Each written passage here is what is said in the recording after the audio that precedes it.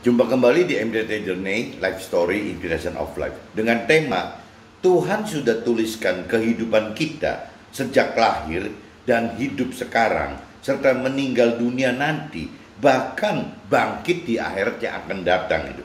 Dari kitab Mazmur pasal 139 ayat 1 sampai 16 dan kitab Mazmur pasal 139 ayat 17 sampai 24. Maksudnya teman-teman, kalau di pengertian saya, meskipun kadang-kadang masih berbeda teman-teman dengan pengertian teman rohani atau mentor rohani yang saya kenal gitu. Jadi di pengertian saya, kalau kita menyimak khususnya di kitab Mazmur pasal 139 ayat 13 sampai 16, di situ dikatakan bahwa Tuhan sudah tuliskan dengan dahsyat dan ajaib dalam kitab suci apa yang akan terjadi dalam hidup kita teman-teman, baik dari mulai kita dilahirkan, bahkan di dalam kandungan pun Tuhan sudah tahu gitu ya. Dan bagaimana kita lahir, hidup di dunia ini, dan sampai meninggal dunia teman, bahkan sampai nanti di setelah, kalau dari sisi orang yang lebih mengenal mengerti akan Tuhan Tuhan,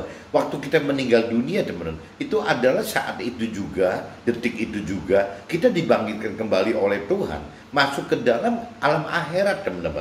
Nah, di alam akhirat ini yang kita ditentukan di pengadilan Tuhan waktu itu, masuk ke dalam surga atau neraka. Nah, orang yang sudah mengenal mengerti akan firman Tuhan, makanya hidup di dunia sekarang itu hati-hati sekali, karena hidup di dunia sekarang ini adalah bagaimana kita akan bisa memutuskan diri kita masuk ke dalam akhirat kekal di dalam surga atau di dalam neraka. Ini orang yang lebih mengenal mengerti akan firman Tuhan, hidup di dunia ini justru sebagai proses teman-teman, proses penentuan kita nanti akan berakhir di akhiratnya di mana gitu. Dan akhirat juga istilahnya kita harus tahu bahwa akhirat itu adalah satu alam yang kekal teman-teman, yang tidak yang sangat berbeda dengan dunia sekarang. Kalau dunia sekarang, kalau kita percaya Tuhan gitu, yang namanya dunia ini ya hanya memberikan kita peluang hidup sebatas 70 sampai 80 tahun. Firman katakan begitu teman-teman. Atau mungkin kalau cerita usia manusia yang tertua di dunia ini gitu, ya 120 tahunan teman-teman. Seperti Nabi Musa ada yang katakan 123 tahun itu dan meninggal dunia. Jadi kembali kita ini kalau bicara di parameter dunia saat ini, dunia fana sementara saat ini, ya kita ini ada batas 70, 80 atau mungkin maksimal 120 tahunan teman-teman. Tapi kalau begitu kita sudah mengenal mengerti ada alam akhirat gitu. Nah, ini yang Tuhan khawatirkan, jangan sampai kita masuk ke alam akhirat itu ya masuk ke dalam neraka yang kekal. Nah, ini kan jadi konyol sekali gitu. Jadi Tuhan pengen sekali kita itu masuk ke dalam akhirat, di dalam surga yang kekal, yang menerima keselamatan yang kekal di dalam surga, menerima damai sejahtera yang kekal di dalam surga, dan hidup bersama Tuhan di dalam surga teman-teman. Jadi Tuhan ini ingin sekali rancangan kita dan kehendak kita agar bisa masuk ke dalam itu teman-teman. Nah, Tuhan berulang kali ingatkan dalam firman-Nya bahwa proses untuk kita bisa ditentukan masuk ke dalam neraka atau surga itu justru saat sekarang teman-teman. Bagi pelaku firman Tuhan ya otomatis akan masuk ke dalam surga gitu. Tetapi bagi tidak yang melakukan firman Tuhan ya akan masuk ke dalam neraka gitu. Nah, untuk bisa melakukan firman Tuhan teman-teman, tanpa kita mau mencari Tuhan secara pribadi atau mencari firman Tuhan, ya nggak mungkin bisa ketemu teman-teman. Kalau kita sudah ada mencari Tuhan dan firman Tuhan, otomatis kita tinggal bagaimana belajar untuk mengenal, bagaimana belajar untuk mampu mengerti gitu, bagaimana bisa berani melakukan firman Tuhan. Nah, itu semua setelah kita lebih dalam mengenal mengerti akan firman Tuhan, Tuhan akan bukakan hikmat untuk kita gitu, bahwa kita mau nggak mau harus hidupkan roh Tuhan teman, harus hidupkan roh Tuhan. Jadi kalau kita mengenal mengerti akan firman Tuhan tanpa menghidupkan roh Tuhan, yang dikhawatirkan mengenal mengerti itu dari hikmatnya kita manusia teman, hikmat pikiran perasaan kehendaknya manusia gitu akan firman Tuhan itu seperti itu. Tapi apabila kita sudah hidupkan roh Tuhan di dalam kita, ya berarti pengertian firman itu ya akan berubah menjadi hikmatnya Tuhan gitu. Dari pikiran perasaan kehendak Tuhan, pengennya firman kemana sih? Dari pikiran perasaan kehendak Tuhan gitu. Dan waktu melakukannya teman-teman, kita juga harus menghidupkan roh Tuhan. Kalau tidak, selalu akan ada kesangsian keraguan untuk berani melakukan firman Tuhan. Karena perbandingannya selalu akan terganggu dengan apa yang dilakukan orang dunia atau orang yang berkeyakinan. Orang berkeyakinan adalah orang yang mengaku beragama, mengaku bertuhan, tapi tidak mengenal pribadi Tuhan dan tidak mengenal firman Tuhan, bahkan tidak melakukan firman Tuhan. Itu namanya orang berkeyakinan. Nah, kita kadang-kadang orang yang sudah lebih kenal mengerti akan firman Tuhan, kita mau melakukan dan mampu melakukan firman Tuhan, kadang-kadang tetap teman-teman dalam perjalanan waktu kita terganggu gitu, ya keganggu oleh ya ulah tingkah daripada si orang dunia dan orang keyakinan tersebut gitu. Kenapa? Karena kita ada unsur daging yang memang Tuhan sengaja biarkan hidup selama kita hidup di dunia ini dan akan mati. Yang namanya daging atau hawa nafsu ini setelah kita meninggal dunia. Nah, kenapa Tuhan butuhkan daging kita dihidupkan atau nafsu duniawi kita hidup? Karena akan ada alami proses iman, teman-teman. Tanpa daging itu hidup, tanpa ada hawa nafsu di kita itu hidup, teman-teman, kita ini tidak akan mengalami jenjang kenaikan level iman lebih dan lebih dan lebih lagi, teman-teman. Nah, ini gunanya kenapa daging atau hawa nafsu dunia tidak Tuhan matikan itu, karena prosesnya untuk bisa meningkatkan level iman kita, teman-teman. Intinya seperti itu gitu. Cuman ya ini yang didebatkan, yang di-sharingkan saya hari itu adalah perbedaan kadang-kadang dengan beberapa teman rohani atau mentor rohani, teman bahkan rohaniawan gitu. Ya, bahwa kalau menurut pengertian saya, apa yang ada di dalam hidup kita, semua itu sudah tertera di dalam kitab suci kita, teman-teman. Ya, bagi orang Nasrani tertera di dalam kitab Alkitabnya, ya bagi orang Muslim tertera di dalam Al-Qur'annya, dan bagi agama lain juga tertera di kitab suci masing-masing, teman. Kalau menurut pengertian saya seperti itu. Jadi yang namanya firman Tuhan itu adalah ya gambaran hidup kita. Bagaimana kita belajar kita untuk hidup benar atau salah itu ya dari apa yang diceritakan dalam tokoh-tokoh di dalam kitab suci itu, teman-teman. Jadi banyaknya isinya kitab suci ya cerita tokoh-tokoh yang di kitab suci itu, teman-teman. Tokoh-tokoh itu yang menjadi panutan kita, yang benar kita ikuti, yang salah kita tidak ikuti. Menurut saya pengertiannya seperti itu, teman-teman. Meskipun beberapa teman rohani saya bertolak belakang, tidak mengakuin itu gitu, bahwa itu terjadi seperti itu, tidak seperti itu. Jadi memang relatif, teman, tergantung dari masing-masing hikmat manusianya, baik teman rohani, mentor rohani atau rohaniawan itu ya sama gitu, masing-masing punya pengertian yang berbeda-beda. Tapi kembali lagi ya, selama kita mau mengerti akan firman Tuhan dan kita mau melakukan firman Tuhan, lepas pengertian yang mana ya saya pikir tidak ada salahnya gitu. Nah, ini saya coba langsung bacakan dulu, teman-teman, di kitab Mazmur. Teman-teman cari di pasal 139. Judul perikopnya, teman-teman, doa di hadapan Tuhan Allah yang Maha Tahu gitu. Jadi doanya Daud gitu ya, sebagai pemazmur seperti itu gitu. Nah, ini di ayat satunya, untuk pemimpin biduan Mazmur Daud. Tuhan, Engkau menyelidiki dan mengenal aku. Engkau mengetahui kalau aku duduk atau berdiri. Engkau mengerti pikiranku dari jauh. Engkau memeriksa aku kalau aku berjalan dan berbaring. Segala jalanku kau maklumi, sebab sebelum lidahku mengeluarkan perkataan, sesungguhnya semuanya telah kau ketahui, ya Tuhan. Dari belakang dan dari depan, Engkau mengurung aku, dan Engkau menarah tanganmu ke atasku. Terlalu ajaib bagiku pengetahuan itu, terlalu tinggi tidak sanggup aku mencapainya. Ini dari ayat 1 sampai ayat 6, teman. Saya bacakan begitu.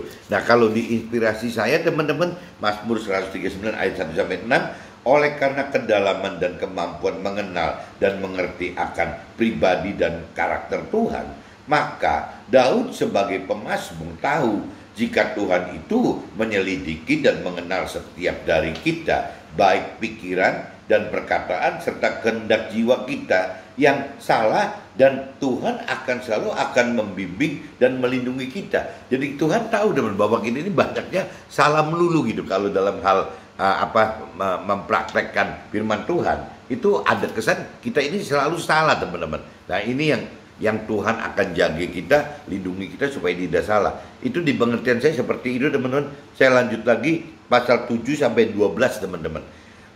Ayat 7 sampai 12, pasalnya 139. Kemana aku dapat pergi menjauhi rohmu? Kemana aku dapat lari dari hadapanmu? Jika aku mendaki ke langit, engkau di sana. Jika aku menaruh tempat tidurku di dunia orang mati, di situ pun engkau ada gitu. Jika aku terbang dengan sayap fajar dan membuat kediaman di ujung laut, juga di sana tanganmu akan menuntun aku, ya, dan tangan kananmu memegang aku gitu. Jika aku berkata baiklah kegelapan saja melingkupi aku dan terang sekelilingku menjadi malam gitu, maka kegelapan pun tidak menggelapkan bagimu, dan malam menjadi terang seperti siang, kegelapan sama seperti terang. Jadi istilahnya Tuhan itu selalu akan ada di dalam kita, teman-teman. Cuman kadang-kadang kitanya aja yang konyol gitu, menganggap Tuhan tidak ada. Ini kalau diinspirasi saya, teman-teman, Mazmur 139 ayat 7 sampai 12. Pengenalan dan pengertian akan firman membuat kita mengerti jika kita terdiri dari tubuh dan jiwa serta roh gitu, di mana roh kita dihuni oleh roh Tuhan gitu, sehingga apa yang diperbuat, apa yang kita perbuat, Tuhan akan selalu tahu, sebab selalu ada Tuhan di dalam keseharian hidup kita, karena Tuhan ada di dalam kita, teman, ada dalam roh kita. Jadi apapun juga yang kita alami, ya Tuhan tahu, teman-teman. Nah, ini kadang-kadang orang yang tidak mengerti akan firman Tuhan kadang-kadang nggak menangkap ini, teman-teman. Saya coba lanjut lagi, teman-teman, pasal 139 Mazmurnya. Nah, saya baca dari ayat 13, teman-teman, sampai datang ke 16. Sebab engkaulah yang membentuk buah pinggangku, menenun aku dalam kandungan ibuku. Aku bersyukur kepadamu oleh karena kejadianku dahsyat dan ajaib gitu. Ajaib apa yang kau buat, yang Tuhan buat gitu. Dan jiwaku benar-benar menyadarinya. Tulang-tulangku tidak terlindung bagimu ketika aku dijadikan tempat yang tersembunyi dan aku direkam di bagian bumi yang paling bawah gitu. Matamu melihat selagi aku bakal anak, dalam kandungan udah dilihat, dan dalam kitabmu semua tertulis. Nah, ini teman-teman yang kadang-kadang di-sharingkan gitu dengan teman rohani atau mentor atau rohani. Jadi ya ini ayat 16 ini, teman-teman. Dan dalam kitabmu semuanya tertulis. Jadi kalau di pengertian saya, ya di kitab kitab suci itu, ya hidup kita sudah tertera semua, teman-teman. Bahkan kalau saya lihat di China, teman-teman, ada peramal hidup gitu. Itu yang disebutnya buku apa? Buku tungsu atau apa gitu. Itu juga sama, teman-teman. Dia bisa menjabarkan cerita dari kita lahir, tanggal lahir, hari segala macam. Nanti dia bisa urai. Kita mesti bayar mahal sekali gitu. Itu nasib kehidupan kita, teman-teman. Nah, itu kan versi ramalan gitu. Tapi kalau kitab suci ini kan bukan ramalan, teman. Kitab suci itu benar-benar terjadi, Tuhan yang ciptakan kitab suci untuk nasib hidup kita. Ini yang kadang-kadang masih berbeda sampai ini hari, teman. Tapi kalau dari pengertian saya, karena ada kata-kata begitu, dan dalam kitabmu semuanya tertulis gitu. Jadi kitab ini kan isinya tokoh-tokoh di dalam kitab suci itu yang menjadi contoh yang benar ditiru oleh kita, yang tidak benar ya jangan kita tiru, teman-teman. Hari-hari yang akan dibentuk sebelum ada satupun daripadanya. Jadi sekali lagi yang saya sharingkan hari ini itu intinya, matamu melihat selagi aku bakal anak, dan dalam kitabmu semuanya tertulis hari-hari yang akan dibentuk sebelum ada satupun daripadanya. Mazmur 139 ayatnya 16, teman-teman. Dan kalau saya lanjut lagi, teman-teman, di inspirasi sayanya, Tuhan melalui roh Tuhan yang membentuk kita dari dalam kandungan dan melihat kita sebagai bakal anak, dan semua ini Tuhan sudah tuliskan dengan dahsyat dan ajaib dalam kitab suci. Di pengertian saya seperti itu, teman-teman, yang Tuhan buat dari awal kita lahir dan hidup serta meninggal dunia. Jadi semua udah ditulis semua, teman-teman. Nah, saya coba lanjut lagi kitab Mazmur pasal 139 ayat 17, teman-teman. 17 sampai ke 17 sampai 18 aja, teman-teman. Dan bagiku betapa sulitnya pikiranmu ya Allah, betapa besar jumlahnya. Jika aku mau menghitungnya, itu lebih banyak daripada pasir. Apabila aku berhenti, masih saja aku bersama-sama dengan engkau, dengan Tuhan gitu.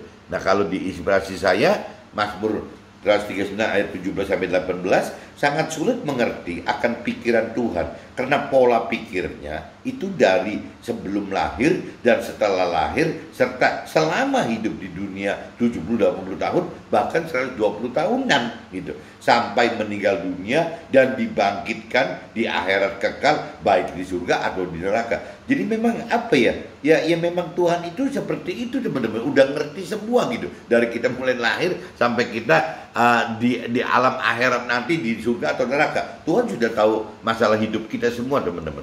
Nah ini coba saya lanjutkan lagi 139 pasal Mazmur 109 pasal 109 ayatnya 19 sampai 22 teman-teman. Sekiranya engkau mematikan orang fasik ya Allah, sehingga menjauh daripadaku penumpah-penumpah darah yang berkata-kata dusta terhadap engkau dan melawan engkau dengan sia-sia. Masakan aku tidak membenci orang-orang yang membenci engkau ya Tuhan, dan tidak merasa jemu kepada orang-orang yang bangkit melawan engkau.